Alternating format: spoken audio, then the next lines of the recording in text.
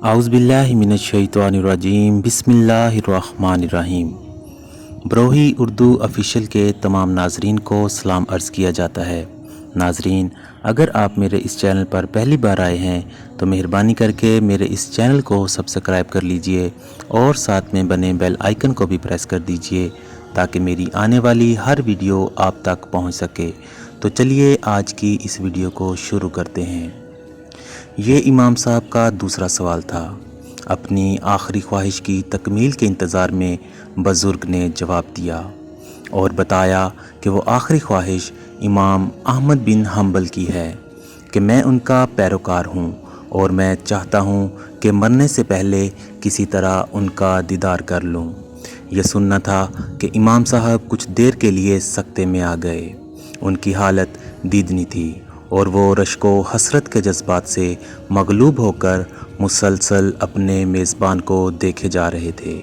پھر جب اس کیفیت سے نکلے تو اٹھ کر ان سے بغل گیر ہو گئے اور روندی ہوئی آواز میں بولے، تو پھر لو، خوب جی بھر کر دیکھ لو، میں ہی احمد بن حنبل ہوں جسے آپ کی خواہش پوری کرنے کی خاطر ٹانگ سے پکڑوا کر اور گھسیٹ کر یہاں لایا گیا ہوں۔ امام احمد بن حنبل رحمۃ اللہ علیہ ربیع الاول 164 ہجری میں پیدا ہوئے۔ عبداللہ جو ان کے بیٹے ہیں وہ کہتے ہیں کہ میں نے اپنے والد سے سنا، آپ فرمایا کرتے تھے، میں 164 ہجری کے ربیع الاول میں پیدا ہوا ہوں۔ آپ اجمی نہ تھے بلکہ خالص عربی تھے۔ ماں باپ دونوں کی طرف سے شیبانی تھے۔ شیبان بھی عدنانی قبیلہ ہے جو ترا ابن معد بن عدنان کے واسطے سے حضور صلی اللہ علیہ وآلہ وسلم سے مل جاتا ہے۔ یہ قبیلہ بہادری، شجاعت، حمیت اور غیرت کے اعتبار سے بہت ممتاز رہا ہے۔ امام احمد بن حنبل کی رگوں میں بہادر باپ کا خون جوش مار رہا تھا۔ عزت نفس، عزم، ارادہ، صبر و تحمل اور مصائب کے برداشت کی عادت اپنے خاندان سے وراثت میں پائی تھی۔ ایمان راسخ دل میں موجیں مار رہا تھا۔ جب بھی آفات و ابتلا سے دوچار ہوتے اس وقت یہ خصوصیات اور بھی نمایاں ہو جاتی اور ایک نکھار سا پیدا ہو جایا کرتا۔ پھر اللہ تبارک و تعالیٰ نے ایسے اسباب بھی پیدا کر دیے تھے کہ ان کے موروثی خصائل کا نشوونما ہوتا رہا۔ آپ کے ابتدائی حالات سے اندازہ ہوتا ہے کہ آپ رحمۃ اللہ علیہ نے اوائل عمری ہی میں محسوس کر لیا تھا کہ وہ تنہا ہیں۔ چونکہ بچپن میں باپ کا سایہ سر سے اٹھ گیا اور ماں کی گود سے بھی محروم ہو گئے۔ ماں کے انتقال کے وقت آپ بالکل چھوٹے سے تھے اور کہا کرتے تھے، میں نے اپنے باپ کو دیکھا نہ دادا کو، بلکہ مشہور تو یہ ہے کہ والد کی وفات آپ کی ولادت کے بعد ہی ہو گئی تھی۔ آپ کے والد کی عمر اس وقت 30 سال کی ہوگی۔ ظاہر ہے اس وقت آپ چھوٹے سے ہوں گے۔ نہ کسی چیز کا احساس تھا نہ شعور۔ باپ کے بعد ماں نے بڑے پیار سے پالا اور پرورش شروع کر دی۔ باپ کا ترکہ بھی کچھ زیادہ نہ تھا۔ بغداد میں ایک گھر اور صرف اتنی زمین جہاں سے تھوڑی بہت آمدنی مل جاتی تھی۔ امام مصطفیٰ کو اللہ تعالیٰ نے یہ 5 صفات ایسی عطا فرمائی تھی جنہوں نے ان کی شخصیت اور سیرت کی تعمیر میں بڑی مدد دی۔ نمبر 1، حسب و نسب کی بلندیاں۔ نمبر 2، یتیمی، جس کا نتیجہ یہ تھا کہ اعتماد نفس پیدا ہو گیا اور بچپن ہی سے اپنے اوپر بھروسے کے عادی بن گئے۔ نمبر 3، فکر و افلاس، مگر ایسا فکر و افلاس جس نے آپ کو اگرچہ عیش و تأنم سے تو لذت اندوز نہیں کیا لیکن لذت نفس بھی قریب پھٹکنے نہ دی۔ نمبر 4، قناعت، جس کے سبب علو فکر و نظر پیدا ہو گیا۔ نمبر 5، تقوی، جس کے سبب اللہ تعالیٰ کے کسی اور قوت کے سامنے آپ نے سر نہ جھکایا۔ ان نعمتوں کے علاوہ اللہ تعالیٰ نے ایسی عقل سلیم اور فکر بلند بھی عطا فرما دی جس کے ذریعے آپ نے حقیقت شناسی اختیار کر لی۔ ذاتی صفات میں آپ امام شافعی رحمۃ اللہ علیہ کے مشابہ تھے۔ اس مسئلے میں آپ کی مثال امام شافعی رحمۃ اللہ علیہ سے ملتی جلتی نظر آتی ہے۔ اعلیٰ نسبی، یتیمی، فقر، مفلوق الحال، ہمت عالی، نفس خوشناسی اور ذہن وغیرہ سب صفات دونوں استاد اور شاگرد میں قدر مشترک تھیں، اس لیے کہ دونوں ہی کو ان کی ماؤں نے اپنے حسن تربیت کے ذریعے پہچانا اور سربلندی اور رفعت کی صلاحیتیں پیدا کی۔ امام احمد بن حنبل رحمۃ اللہ علیہ کے درس میں چند خصوصیات ایسی تھیں جو عوام کے دلوں پر بڑی اثر انداز ہوتی تھیں اور وہ یہ ہیں، اول تو آپ کی مجلس درس کی ایک خصوصیت یہ تھی کہ مجلس میں تواضع، اطمینان، نفس کے ساتھ وقار اور سکون کی سی کیفیت طاری رہتی تھی۔ وقار و سکون کی کیفیت صرف آپ کی علمی مجلس ہی پر منحصر نہ تھی، بلکہ آپ کی ہر مجلس، خواہ نجی ہو یا علمی، ایسی کیفیت کی حامل ہوا کرتی تھی۔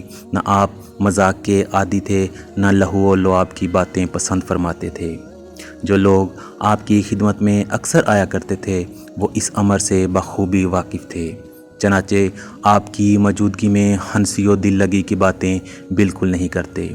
امام احمد کے شیوخ اور اساتذہ کو بھی آپ کی اس عادت سے واقفیت تھی اور سب اس کا لحاظ رکھتے تھے، چنانچہ بزرگ بھی آپ کی موجودگی میں مزاح کی باتوں سے اجتناب کرتے۔ خودداری، بس اوقات تو آپ اس پر بھی مجبور ہو جاتے کہ مزدوری کے بلبوتے پر پیٹ پالتے۔ جب جیب خالی ہوتی تو اس وقت بھی یہ امر آپ پر گراں گزرتا کہ کسی کا عطیہ کرنا گوارا کر لیا کرتے، لیکن اپنے ضمیر کو مجروح نہ ہونے دیتے۔ زندگی بھر اسی طرح دن گزارے۔ آپ نے ہمیشہ اپنا ضمیر آزاد رکھا، خواہ جسمانی تکلیف برداشت کرنا پڑی۔ کسب معاش، اس ماحول میں امام صاحب زندگی گزارتے تھے، زندگی کی سختیاں برداشت کرتے، اسرت و تنگ دستی کا مقابلہ کرتے، مگر عطیات اور تحفہ جات قبول نہ کرتے۔ کسب حلال کا آپ ہر لمحہ اور قدم قدم پر خیال رکھتے تھے کہ جو مال ان کے پاس آ رہا ہے اس میں ذرا برابر بھی حرام ہونے کا تصور پیدا نہ ہو سکے۔ اگر ذرا سا شبہ بھی ہو جاتا تو فوراً واپس کر دیتے، خواہ اس کی واپسی کے بعد کتنا ہی تنگ دستی اور اسرت سے دوچار کیوں نہ ہونا پڑے۔ لہٰذا حرام کے مقابلے میں تکالیف کو ترجیح دیتے۔ ایک بار امام صاحب کچھ بیمار ہو گئے تو آپ کے صاحبزادے آپ کی عیادت کے لیے حاضر ہوئے اور عرض کیا، میرے پاس کچھ روپے ہیں جو متوکل نے ہدیہ کے طور پر دیا تھا، کیا میں اس کو خرچ کر سکتا ہوں؟ آپ نے فرمایا، ہاں کر سکتے ہو۔ بیٹے نے عرض کیا، اگر ایسی کوئی رقم آپ کے پاس ہوتی تو آپ بھی اس کو اپنے تصرف میں لے آتے۔ یہ سنا تو ارشاد فرمایا، بیٹے، میں خلیفہ کے عطایا کو حرام نہیں سمجھتا، لیکن ان کا لینا تزکیہ نفس کے خلاف سمجھتا ہوں۔